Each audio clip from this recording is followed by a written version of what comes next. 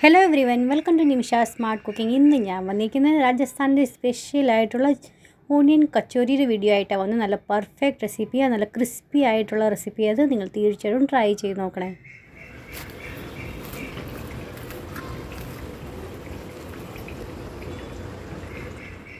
അപ്പം നിങ്ങളിതിൻ്റെ ഒച്ച കേട്ടില്ലേ? നല്ല ക്രിസ്പി ആയിട്ടാണ് വന്നേക്കുന്നത്. ഒട്ടും ഓയിലി ആയിട്ടില്ല.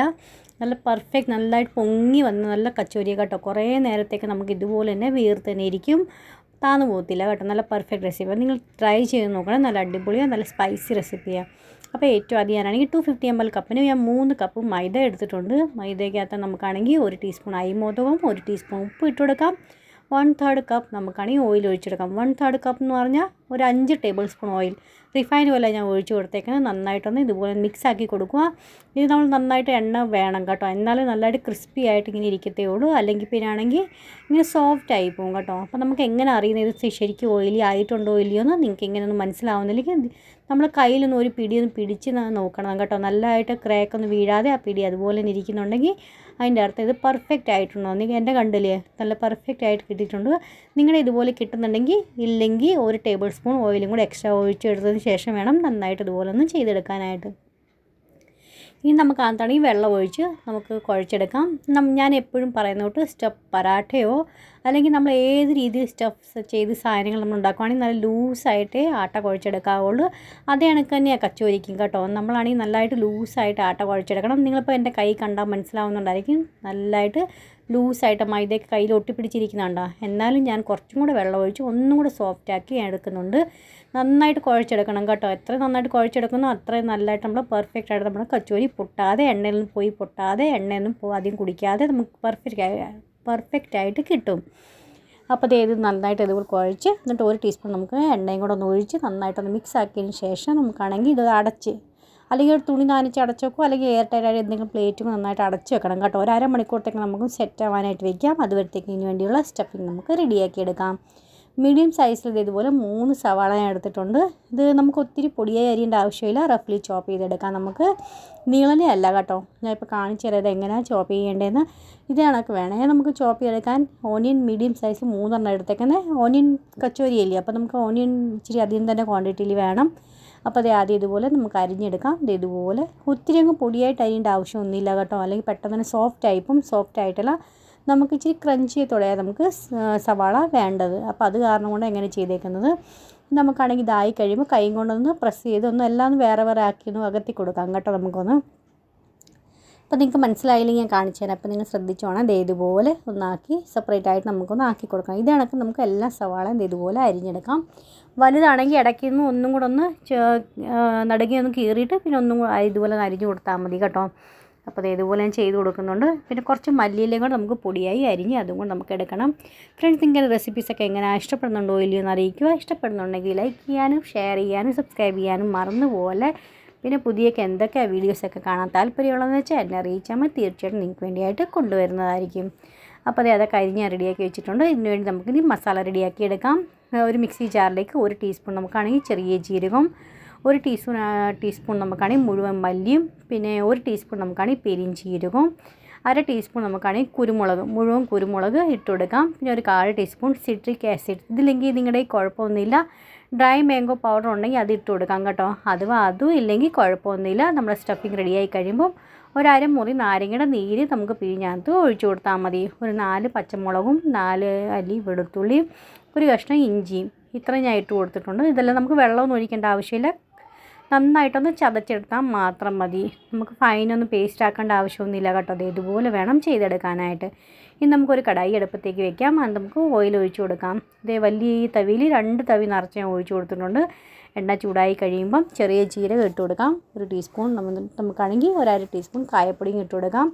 നമ്മൾ ചതച്ച് വെച്ചെങ്കിൽ മസാലയൊക്കെ ഇല്ലേ, നമുക്ക് അതിനകത്തൊന്ന് ആഡ് ചെയ്ത് കൊടുക്കാം. നന്നായിട്ടൊന്ന് മിക്സാക്കി കൊടുക്കാം. ഇതെല്ലാം നന്നായിട്ടൊന്ന് സോത്തയായി കഴിയുമ്പോൾ നമ്മൾ സവാള അരിഞ്ഞ് വെച്ചേക്കുന്നത് അതും കൂടെ അതിനകത്തൊന്ന് നമുക്കൊന്ന് ആഡ് ചെയ്ത് കൊടുക്കാം. നന്നായിട്ടൊന്ന് ഒത്തിരി സോഫ്റ്റ് ആവേണ്ട ആവശ്യമില്ല. ഇപ്പം ഞാൻ ഉപ്പിട്ട് കൊടുക്കുന്നില്ല കേട്ടോ. ഉപ്പിട്ട് കൊടുത്തു കഴിഞ്ഞാൽ സവാളയിൽ നിന്ന് മോശം ഇറങ്ങി വരും. സവാള പെട്ടെന്ന് തന്നെ സോഫ്റ്റ് ആയി കിട്ടും. നമുക്ക് സോഫ്റ്റ് ആക്കേണ്ട ആവശ്യമില്ല, ചെറുതായിട്ടൊന്ന് ക്രഞ്ചായി കിട്ടണം നമുക്ക്. എന്നാൽ സോഫ്റ്റായി കിട്ടുകയും ചെയ്യണം. അങ്ങനെ വേണം ചെയ്യാനായിട്ട്. അപ്പോൾ ഇത് നന്നായിട്ട് ആയി കഴിയുമ്പോൾ 2 ടീസ്പൂൺ കടലമാവ് എടുത്തിട്ടുണ്ട് ഞാൻ. അതും കൂടെ നമുക്ക് അകത്തോട്ടൊന്ന് ഇട്ട് കൊടുക്കാം. കടലമാവ് നന്നായിട്ട് മൂത്ത് നല്ലൊരു മണം വരുന്നവരെ നമുക്ക് നന്നായിട്ടൊന്ന് റോസ്റ്റ് ചെയ്തെടുക്കാം. ഈ നല്ലൊരു ബൈൻഡിങ് കിട്ടാൻ വേണ്ടിയാണ് നമ്മളങ്ങനെ ചെയ്യുന്നത് കേട്ടോ. അപ്പോൾ 2 ടീസ്പൂൺ കടലമാവും ഇട്ട് കൊടുത്ത് നന്നായിട്ടൊന്ന് സോത്തെ ആക്കിയെടുക്കാം. ഇനി നമുക്കത് മസാല ആഡ് ചെയ്ത് കൊടുക്കണം. ഒത്തിരി ഫാൻസി മസാല എന്നല്ല, നമ്മൾ എന്നും റൂട്ടീൻ ഏതായ മസാല യൂസ് ചെയ്യുന്നത് വെച്ചാൽ അത് തന്നെ ആഡ് ചെയ്ത് കൊടുത്തേക്കുന്നത്. ഒരു 1/2 ടീസ്പൂൺ മഞ്ഞൾപ്പൊടി, 2 ടീസ്പൂൺ നമുക്കാണെങ്കിൽ കശ്മീരി റെഡ് ചില്ലി പൗഡർ ഇട്ട് കൊടുക്കാം. നിങ്ങൾക്ക് എരിവുള്ള കഴിക്കാൻ താല്പര്യമുണ്ടെങ്കിൽ 1 ടീസ്പൂൺ എരിവുള്ള മുളക് പൊടി, 1 ടീസ്പൂൺ കശ്മീരി റെഡ് ചില്ലി പൗഡറും ഇട്ട് കൊടുക്കാം. ഇനി ഞാൻ ഇതേ മീഡിയം സൈസിൽ 3 ഉരുളക്കിഴങ്ങ് പുഴുങ്ങി തണുത്തതിന് ശേഷം നമുക്കത് ഇതുപോലെ കൈ കൊണ്ടൊന്ന് മാഷ് ചെയ്ത് ഇട്ട് കൊടുക്കാം. ഒത്തിരി അങ്ങ് മാഷ് ചെയ്യേണ്ട ആവശ്യമില്ല കേട്ടോ. ഒന്ന് ചെറുതായിട്ടൊക്കെ ഒന്ന് അവിടെ ഇവിടെയൊക്കെ ആയിട്ട് ചങ്ക്സ് ഇരിക്കുവാണെങ്കിൽ കുഴപ്പമൊന്നുമില്ല. ഇനി നമുക്ക് 1 ടീസ്പൂൺ നമുക്ക് ഉപ്പിട്ട് കൊടുക്കാം. 1 ടീസ്പൂൺ പഞ്ചസാര ഇട്ട് കൊടുക്കാം. പഞ്ചസാര നമ്മൾ ആദ്യം ഇട്ട് കൊടുക്കാം. ഒത്തിരി മധുരിക്കത്തൊന്നുമില്ല കേട്ടോ. പുളിയും മധുരവും എരിവൊക്കെ ഒന്ന് ബാലൻസ് ചെയ്യാൻ വേണ്ടിയാണ് നമ്മൾ 1 ടീസ്പൂൺ പഞ്ചസാര ആദ്യം ഇട്ട് കൊടുത്തേക്കുന്നത്. അപ്പോൾ അത് ഇതെല്ലാം നന്നായിട്ട് മിക്സാക്കി എടുത്തിട്ടുണ്ട്.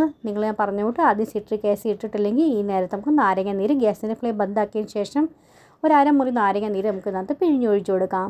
അപ്പോൾ ഇനി നമുക്ക് ടേസ്റ്റ് നോക്കണേ, ഉപ്പും മസാലയൊക്കെ പാകത്തിനാണെന്ന് ആണെങ്കിൽ അതിന് ശേഷം ഗ്യാസിൻ്റെ ഫ്ലെയിം ഓഫ് ചെയ്യാം. മല്ലിയില ചോപ്പ് ചെയ്ത് അതും അകത്ത് ഇട്ട് കൊടുക്കാം. ഇത് നന്നായിട്ടൊന്ന് തിളക്കുന്നവരെ നമുക്കൊന്ന് വെയിറ്റ് ചെയ്യാം. ഇതോടെ തണക്കട്ടെ. ആ നേരം കൊണ്ട് നമുക്കാണെങ്കിൽ കുഴച്ച് വെച്ചാൽ മാവൊക്കെ 1/2 മണിക്കൂറായിട്ടുണ്ട്. നല്ലതായിട്ട് സോഫ്റ്റായി ഇരിക്കുക കണ്ട. എന്നാൽ നമ്മുടെ കയ്യിൽ നിന്ന് ഒട്ടിപ്പിടിക്കുന്നൊന്നുമില്ല. അത്രയും നല്ല സോഫ്റ്റായിട്ട് നമുക്ക് പെർഫെക്റ്റ് ആയിട്ട് കിട്ടിയിട്ടുണ്ട്. ഇനി നമുക്ക് ആദ്യം നമുക്കത് ഇതുപോലെയൊക്കെ എല്ലാം റെഡിയാക്കി വെക്കാം കേട്ടോ. അതേക്ക് ഉരുളൊക്കെ നമുക്ക് എങ്ങനെ, ഞാൻ ഒത്തിരി വലിയ പുറത്തൊക്കെ കിട്ടുന്ന അങ്ങനത്തെ വലുതായിട്ട് വെക്കുന്നില്ല. ഒരു മീഡിയം സൈസിൽ കച്ചോരി ഞാൻ ഉണ്ടാക്കുന്നേ ഉള്ളൂ കേട്ടോ. അപ്പോൾ അത് കാരണം ഒരു മീഡിയം സൈസ് ഉരുള റെഡിയാക്കി വെച്ചിട്ടുണ്ട്. നമ്മുടെ സ്റ്റഫിങ്ങിൻ്റെ ഇതുപോലെ എത്ര നമ്മൾ ആട്ടയുടെ ഉരുള ഉണ്ടാക്കിയിരിക്കുന്നത് എത്ര തന്നെ വേണം ഇതും ചെയ്ത് വെക്കാനായിട്ട്. ഇതൊക്കെ നമ്മൾ നേരത്തെ റെഡിയാക്കി വെക്കുകയാണെങ്കിൽ നമ്മുടെ കൈയൊന്നും അഴുക്കാവാതെ നമുക്ക് പെട്ടെന്ന് ചെയ്തെടുക്കാൻ പറ്റും കേട്ടോ. അല്ലെങ്കിൽ നമ്മൾ എപ്പോഴും കൈ കഴുകാൻ പോകണം. അപ്പോൾ അത് കാരണം കൊണ്ടാണ്. അപ്പോൾ ആദ്യം ഇതൊക്കെ റെഡിയാക്കി ഒരു 12 കച്ചോരി എനിക്ക് കിട്ടിയിട്ടുണ്ട് കേട്ടോ ഈ ഒരു സൈസിൽ. അപ്പോൾ ഇതുപോലെ നമുക്ക് ആദ്യം ഒന്ന് ചെറിയ കനം കുറച്ച് അരിവൊക്കെ ഒന്ന് കനം കുറച്ച് കൊടുക്കുക. പെട്ടെന്ന് ഇതുപോലെ കണ്ട നല്ല സോഫ്റ്റായിട്ട് കുഴച്ച് കഴിഞ്ഞാൽ ഇതാ നമുക്ക് പൊട്ടിപ്പോത്തില്ല, കണ്ട മുറിഞ്ഞു പോകത്തില്ല. നമ്മൾ വലിച്ചാൽ ശരിക്കും പാകത്തിന് കിട്ടുകയും ചെയ്യും. ഇനി മേളിൽ നിന്ന് കുറച്ച് ഇതുപോലെ ട്വിസ്റ്റാക്കി കൊടുക്കുക. അതിന് ശേഷം നമുക്ക് കുറച്ച് ഇതുപോലെ ഇങ്ങനെ അങ്ങ് എടുക്കുക മാവ് എക്സ്ട്രാ ഉള്ളത്. അപ്പോൾ അതവിടെ നന്നായി സീലായി ഇരിക്കുകയും ചെയ്യും. നമ്മൾ എണ്ണയിലൊക്കെ വറുത്ത് വരുമ്പോൾ പൊട്ടാതെ ഓയിലിയായി വരാതെ നല്ലതായിട്ട് വീർത്ത് വരികയും ചെയ്യും. നല്ലതായിട്ട് സിമ്പിളായിട്ടല്ലേ. നമുക്കിനി മനസ്സിലായില്ലെങ്കിൽ ഞാൻ കാണിച്ചു തരാം എങ്ങനെ അതൊന്ന് ചെയ്യേണ്ടതെന്ന്. ചോപ്പിംഗ് ബോർഡിൽ വെച്ചിട്ട് ഇതുപോലെ നമുക്ക് നന്നായിട്ടൊന്ന് ചെയ്തെടുക്കാം. രണ്ടാമത്തെ ഞാൻ കാണിച്ചു, നമുക്ക് പരത്തിയിട്ട് വേണമെങ്കിലും ചെയ്യാം കേട്ടോ. നിങ്ങൾക്ക് കൈ കൊണ്ട് ഇതുപോലെ പറ്റുന്നില്ലെങ്കിൽ ഞാൻ അതും കാണിച്ചു തരാം എങ്ങനെ നിങ്ങൾക്ക് ചെയ്യണമെങ്കിൽ. അത് നിങ്ങൾക്ക് ഏതാ ഈസിയായി തോന്നുന്നത് വെച്ചാൽ അതനുസരിച്ച് ചെയ്താൽ മതി. അപ്പോൾ ഒത്തിരി കനം കുറച്ചും ചെയ്യേണ്ട ആവശ്യമില്ല. ചെറുതായിട്ടൊന്ന് വലുതാക്കി കിട്ടിയാൽ മാത്രം മതി. നമുക്ക് സ്റ്റഫിങ് അതിൻ്റെ ഇടയ്ക്ക് വെച്ച് കൊടുക്കാം. ഇതുപോലെ വലിച്ച് നമുക്ക് സീൽ ചെയ്ത് കൊടുക്കാം. ഇനി എക്സ്ട്രാ വരുന്ന മാവ് മേളിൽ നിന്ന് ഇതുപോലെ ഒന്ന് എടുത്ത് മാറ്റാം. സിമ്പിളല്ലേ, പെട്ടെന്ന് തന്നെ റെഡിയാക്കി എടുക്കാവുന്നേ ഉള്ളൂ. അധികം സമയമൊന്നും പിടിക്കത്തില്ല. അപ്പോൾ ഇതെല്ലാം റെഡിയാക്കി വെച്ചിട്ടുണ്ട്. ഒരു സൈഡിൽ എണ്ണ ചൂടാക്കാനായിട്ട് വെച്ചിട്ടുണ്ട്. എണ്ണ ആണെങ്കിൽ ഒത്തിരി ചൂട് വേണ്ട കേട്ടോ.